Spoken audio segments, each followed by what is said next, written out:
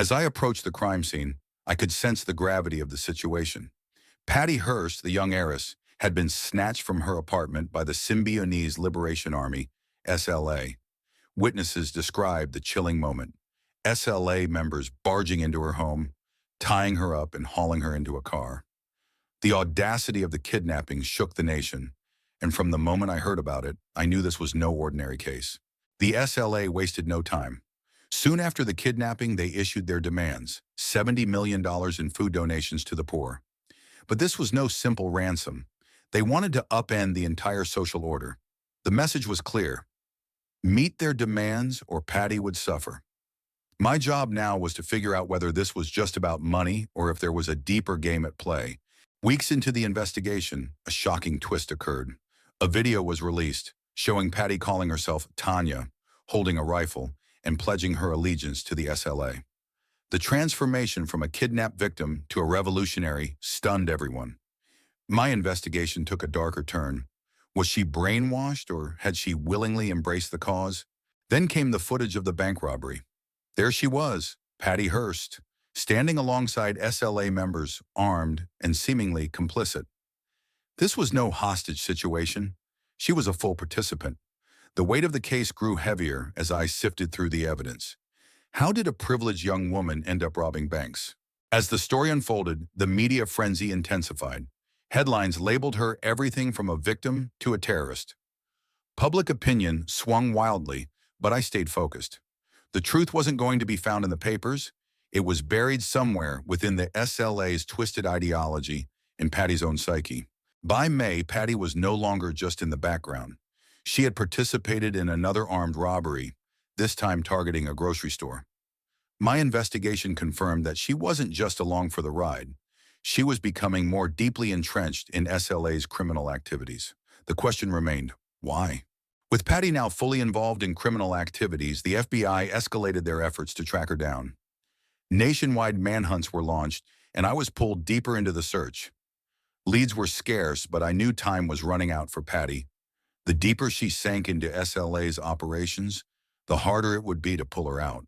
September 18, 1975, after months of near misses, the FBI finally caught up with Patty in a San Francisco apartment. I was there, watching as the agents led her away in handcuffs. The image of the once privileged heiress, now a criminal, was burned into the public's consciousness. But for me, the case was far from over. In 1976, Patty Hearst's trial commenced. The courtroom was packed.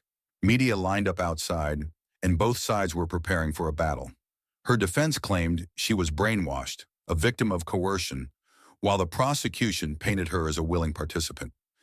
I watched closely, knowing the truth might lie somewhere in between. When Patty took the stand, the courtroom fell silent. Her testimony was filled with tears and descriptions of the psychological torture she endured. She claimed fear had driven her to join the SLA.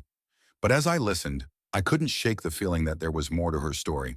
Outside the courtroom, public opinion was split.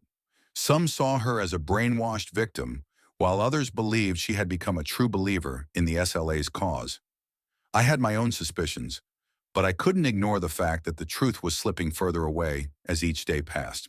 After a lengthy trial, the jury delivered their verdict. Guilty. Patty was sentenced to 35 years in prison. It was a decision that shocked the nation.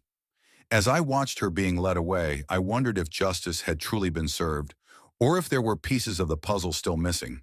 In 1979, President Jimmy Carter commuted Patty's sentence. The nation erupted in debate. Had she been shown too much leniency due to her family's wealth, or was this an act of compassion?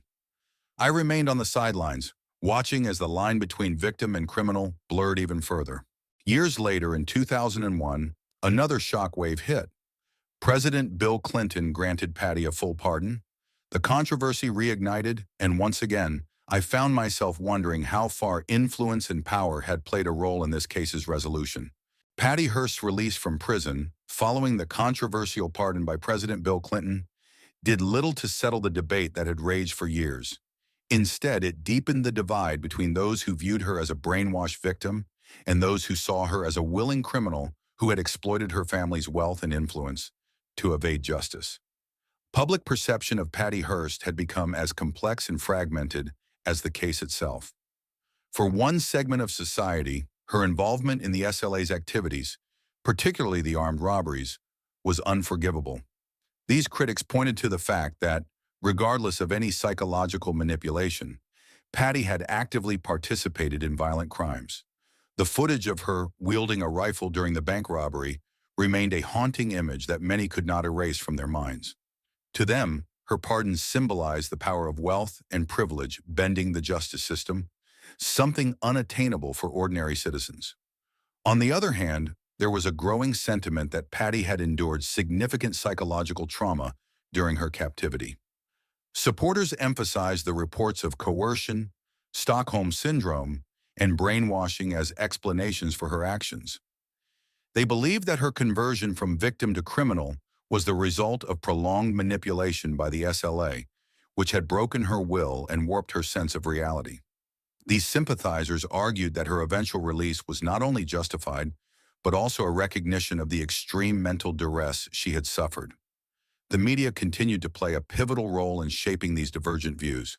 Some outlets portrayed Patty as a woman who had been dragged into the violent world of the SLA against her will.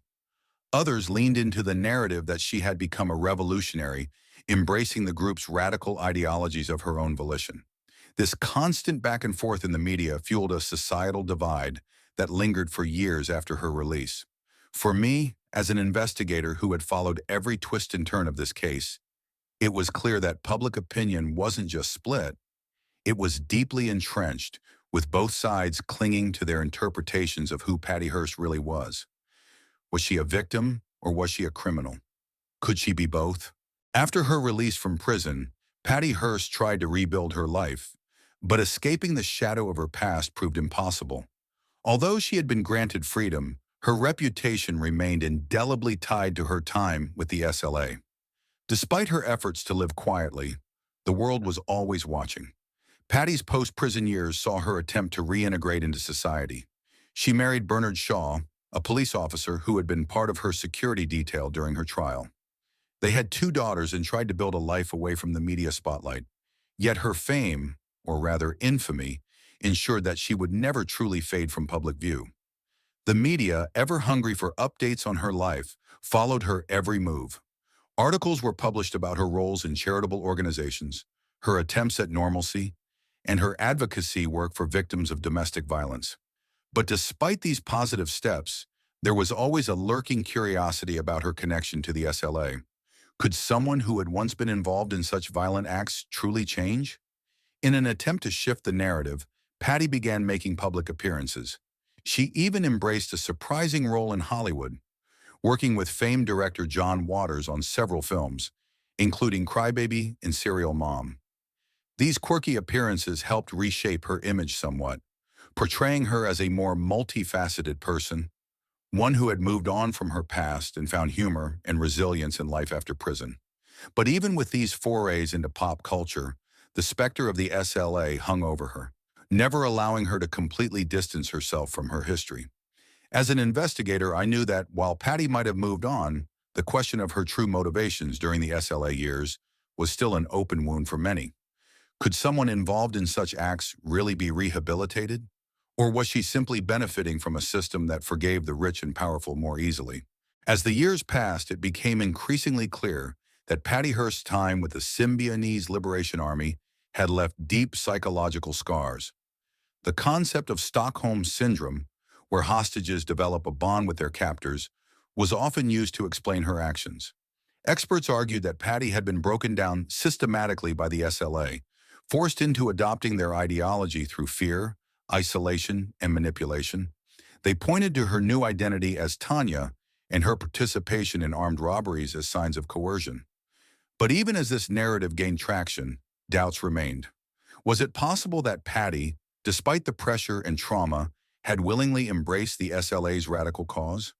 Could fear alone explain her transformation from a kidnapped victim to an active participant in violent crimes? These questions continued to haunt both the public and those of us who had followed the case from the beginning. Now, as we reflect on the Patty Hearst case, it's clear that the truth is not easily unraveled. Her story challenges our understanding of victimhood, coercion, and personal responsibility. Decades later, her name still evokes debate. Was she a victim of psychological manipulation, or did she make a conscious choice to join her captors? In the end, the Patty Hearst case remains a symbol of a turbulent era and a reminder of how blurred the lines between right and wrong can become when people are pushed to their limits.